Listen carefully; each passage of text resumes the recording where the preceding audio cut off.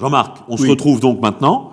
Tu as fait un désossage complètement classique au niveau de ce qu'on appelle boucherie. Oui. Donc maintenant, nous, ce qui nous intéresse, nous les cuisiniers, c'est le désossage, retirer quelque part les vertèbres du carré. Donc tu vas nous le faire voir. Ah, pas de souci.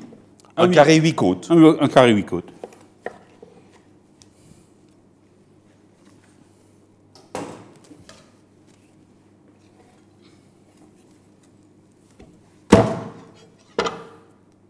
Donc là, on peut le faire voir quand même. Donc là, on est sur un... On pourrait servir ça en côtelette d'agneau, mais on est déjà un petit peu vers la partie échine, c'est ça? Oui, donc du charnu. coup, un petit peu plus grasse, voilà. Donc voilà. Un agneau, tout est bon. Hein. Donc là, maintenant, tu nous fais voir comment tu fais ton petit désossage. C'est parti. Donc nous, on va le retirer. Alors, il y a différentes techniques. Celle de la boucherie. La plus simple pour nos élèves et pour les gens qui, quelque part, auraient besoin de faire désosser un carré d'agneau. Alors, je vais m'approcher plus par là. Donc là, on le dit toujours. Nous, à l'école, on essaye de le faire de moins en moins parce que la dextérité commence à manquer à nos élèves. Et c'est vrai que c'est toujours des gestes qui peuvent être parfois un petit peu dangereux quand on... Donc là, tu passes entre la jointure, c'est ça? Tout à fait. Tu décroches. Tu vas passer derrière. La première est toujours un peu difficile.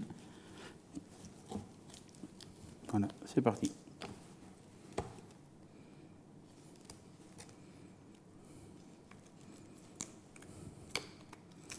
Ouais, d'accord. Donc il faut repasser derrière l'os pour arriver oui, à ça récupérer. fait, si tu veux, ça fait comme un bec. Ouais, j'ai vu, ouais. Donc on va le poser à côté dans la petite plaque, voilà, et puis tu vas continuer. Donc à chaque fois, entre chaque vertèbre, tu incises, c'est ça?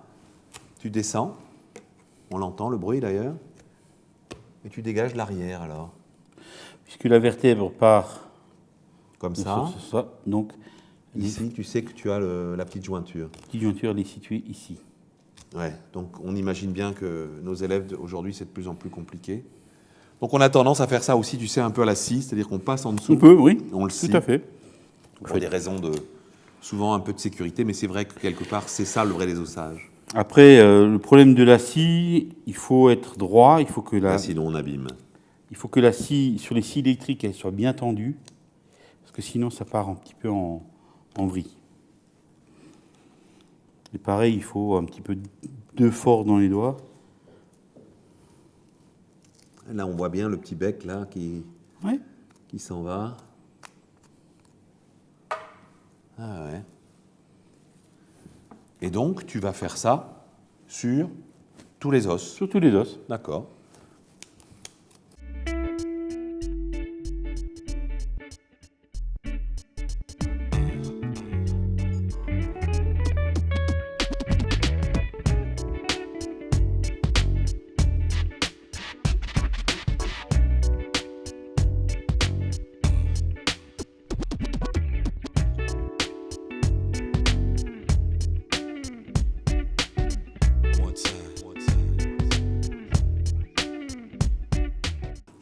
Voilà, donc là on arrive pratiquement au dernier. Ouais. Voilà. Mais là c'est vrai que du coup il y a zéro perte, quoi. Il y a tout qui est là, quoi. Tout y est. On est toujours dans cette recherche de moins jeter de chair. Parce que les chairs aujourd'hui chez nous, on ne les cuisine pas, on les commercialise. Ouais, donc il faut le moindre gramme est revalorisé. Et revalorisé et... Ouais, tout à fait. Et donc là, tandis qu'en cuisine, on pense jus, bien sûr, fond. Donc, ça, c'est une grande différence entre vous et nous, ça, c'est sûr.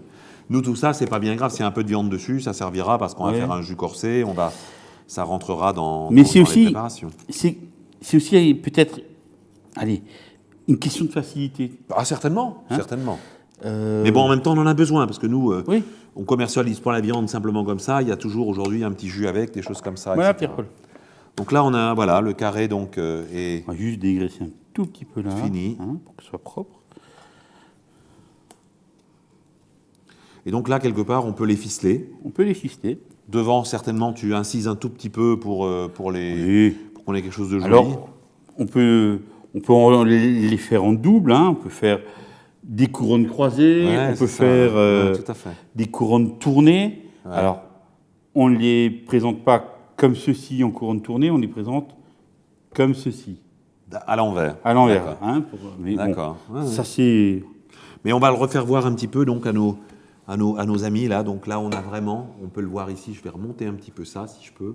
Ici, vraiment, on a 0 perte, quoi. On a vraiment juste l'os qui sort et on a la totalité de la noisette et de cette viande qui est là. Voilà. Jean-Marc, on va se retrouver. Merci beaucoup. On a vu comment tu prépares le carré. Voilà. On a vu comment tu récupères cette partie qu'on va utiliser pour faire des navarins, etc., etc.